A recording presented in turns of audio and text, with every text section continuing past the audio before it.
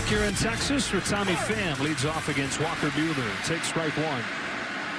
Well, they've not gotten the production in terms of numbers that they hoped they would get from Pham as far as on-base percentage and even games played, but they feel like they've really benefited from the attitude and the edge that he's brought.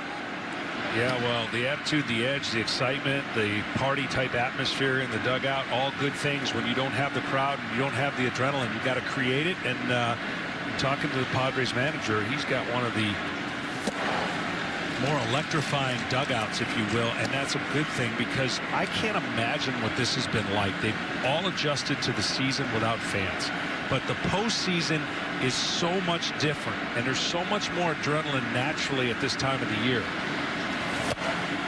And unfortunately, you got to create it yourself. You got to pull for each other, and you've got to do it in a way where you come to the park with a purpose. And the Padres have been doing that ever since the shutdown and the 2.0, spring training 2.0, and they realized, hey, we got a really good ball club and a great chance to go deep.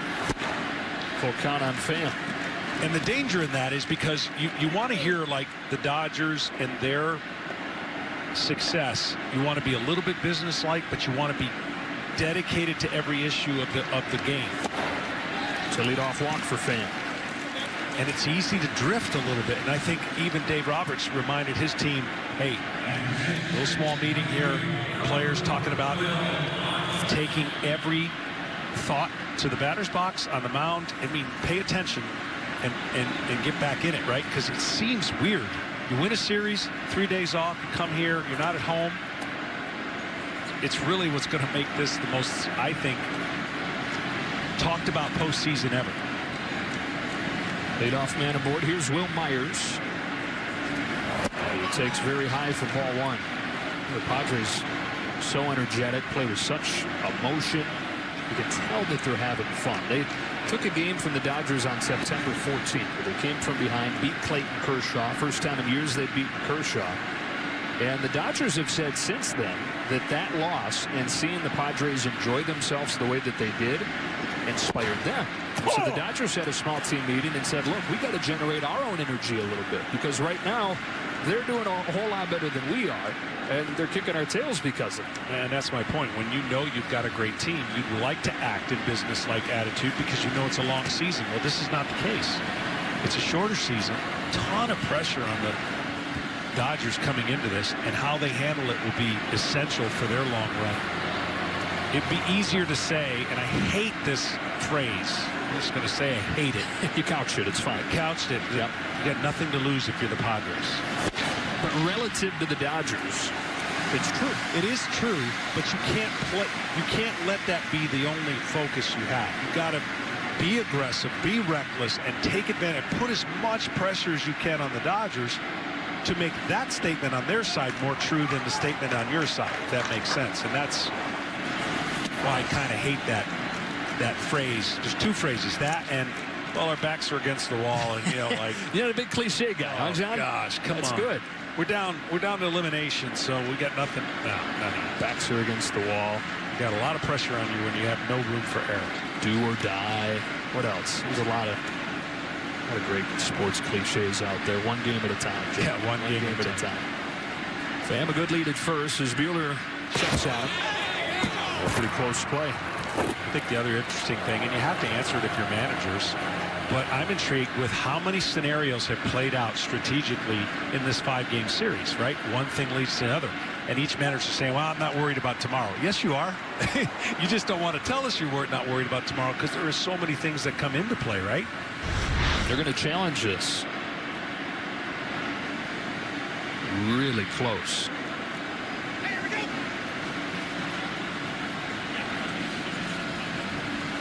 I'm going to say too close to overturn.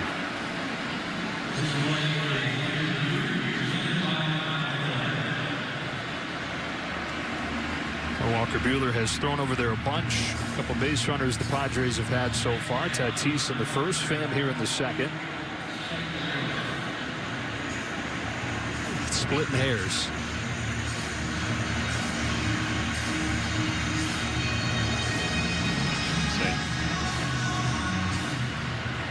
Just because of the call. Yeah. And you can say splitting hairs. I can't. No, I mean, you can say it, you just can't do it. You just can't do it. Why say it if you can't do it?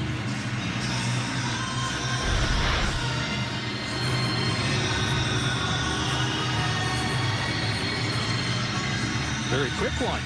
And they do stick with the call. Pham is safe.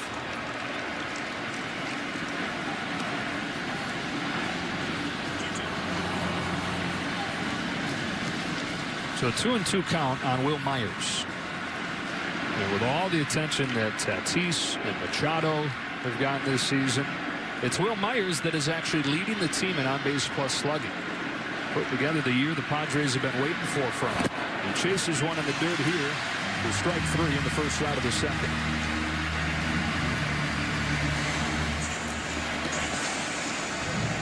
Well, 1 in 5 kids in the U.S. may not be able to afford to play next season. Text Little League to 313131, and T-Mobile will donate $1 to their Little League call up grant program so our kids can keep playing ball.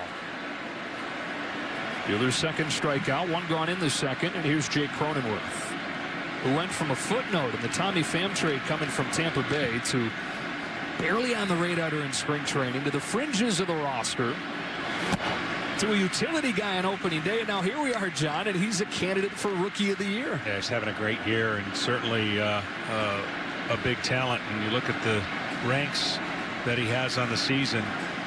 Here's a guy who's not afraid to hit a fastball 95 or above. So Walker Buehler's going to have to be careful with his fastball in the zone. Likes the ball inside, does Jake. And cutter inside, though, would be kind of the equalizer. If you're a good inside the ball hitter, the cutter will take you off that game plan. This is away, 2-0. Got his first chance at first base, which is a position he barely played. That was when Hosmer went on the injured list with a stomach issue in early August. Well, Hosmer comes back, but Cronenworth had done nothing but hit in his couple weeks in the spot. So they said we got to find a place for him to play. Profar had been struggling at second. So they put Cronenworth at second. Eventually Profar moved to left. But Cronenworth's not looked back since taking that second base position over.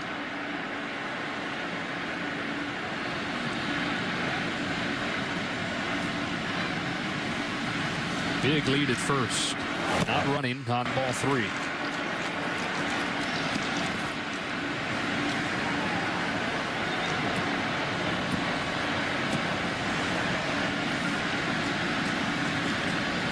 Well, will the rookie have the green light 3-0 against Buehler? I'm going to say, yeah, he's a good fastball hitter. Why not? There goes Pham on a strike. Here's the throw. And the second stolen base of the night already for the Padres. Because of the shift, there's a little pandemonium there. Tony Pham didn't come up right away. There's nobody over at third, but that's where you can catch a pitcher falling asleep on a 3-0 count, or a 2-0 count, sorry. Took advantage, now in scoring position, and now 2 things that Jake will want to do besides getting a hit. Make sure he gets him over. And just put as much pressure you can on the Dodgers. It was a 3-0 count. Yeah, you're right. Fell asleep, 3-0 count. Pitcher doesn't think a runner's ever going to go. More concerned with the hitter. Now 3-1. Cronenworth watches ball 4, and they're at first and second with 1 away. Both pitchers struggling a little bit with command in the early innings. Buehler's second walk of this inning.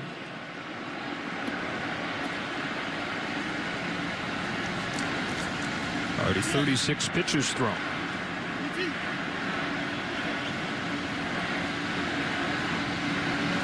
Here's the 8-hitter Austin Nola.